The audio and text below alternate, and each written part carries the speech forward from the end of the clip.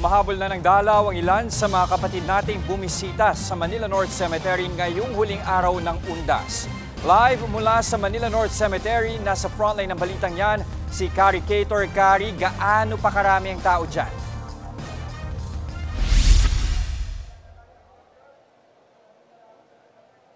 Jester, halos 400,000 na nga ang bilang ng mga tao na dumaragsa rito sa Manila North Cemetery at rain or shine ay talagang patuloy at walang humpay ang pagbisita nila para makahabol nga ngayong All Souls Day. Ayon sa pamunuan ng sementeryo ay mas marami pa rin ang bumisita kahapon pero hindi na raw ito nagkakalayo kaya ikinagulat din nila ang hindi inaasahan daw na pagbugso sa dami nga ng mga bumibisita. Sinusulit na rin kasi ng ilan sa mga kapatid natin ng holiday para mabisita ang mga yumao ngayong November 2. Inaasahan pa nga raw na lalagpas ng 500,000 ang crowd estimate hanggang mamayang gabi.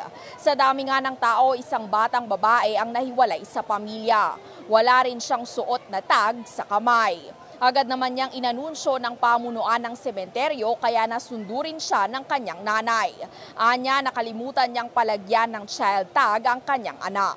Pakinggan natin ang kanyang pahayag. Dito po siya sa gilid ko. Minom po ako ng tubig. Pagtingin ko po, bigla pong nawala na. Nauna siguro po siya, kinakabahan po ko. Tapos yung narinig ko po na may paging, ayun po, sabi ko maraming salamat po sa Diyos. Nadinig po yung panalangin ko. Malaking bagay po to. Siguro by next year po, baka implement po ni Yorme to na kailangan lahat ng batang pumasok, lalagyan talaga natin ng name tag. Kabilang din sa mga bumisita rito si dating Pangulo at ngayon Pampanga 2nd District Representative Gloria Macapagal Arroyo. Kasama niya ang asawang si Mike Arroyo at dating Congressman Mikey Arroyo na bumisita sa puntod ng kanilang mga kaanak. Samantala, mahigpit pa rin ang seguridad dito sa Manila North Cemetery. Higit 400 daw na pulis ang nakakalat sa iba't ibang gate at bahagi ng sementeryo. Gayun din ang mga istasyon ng emergency responders. Sa mga naliligaw, pwede rin kayong magpa-assist sa puntod finder sa site. Pero itinigil na raw muna ang mga libreng sakay dahil nga sa dagsa ng mga tao. Para naman sa mga kapatid nating senior citizen at may kapansanan, may 30 wheelchair pa rin naman na nakalaan. Sa labas ng sementeryo, ipinagbabawal pa rin ang pagpasok at pagdaan ng mga sasakyan.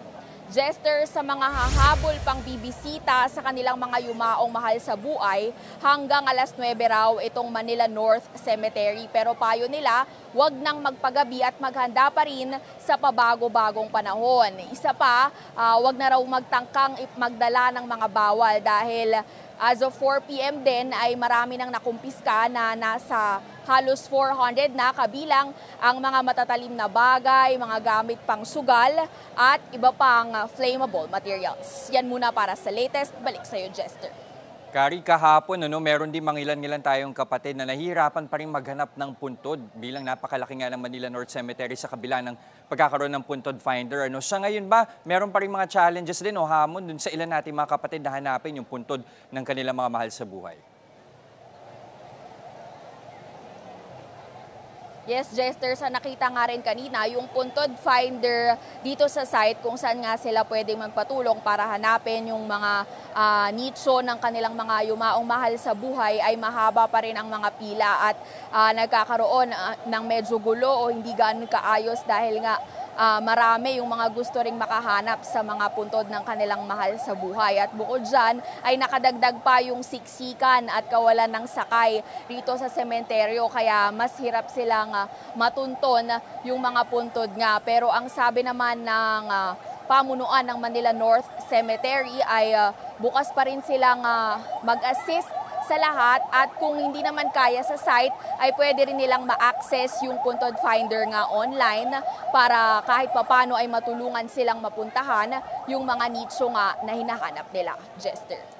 Maraming salamat at ingat kayo dyan, Kari Cator. Mga kapatid, Jess De Los Santos po ang inyong kasangga sa paghahatid ng balita para sa may alam at may pakialam. Para sa tuloy-tuloy na makabuluhang balitaan, mag-follow at mag-subscribe na sa social media pages ng News 5.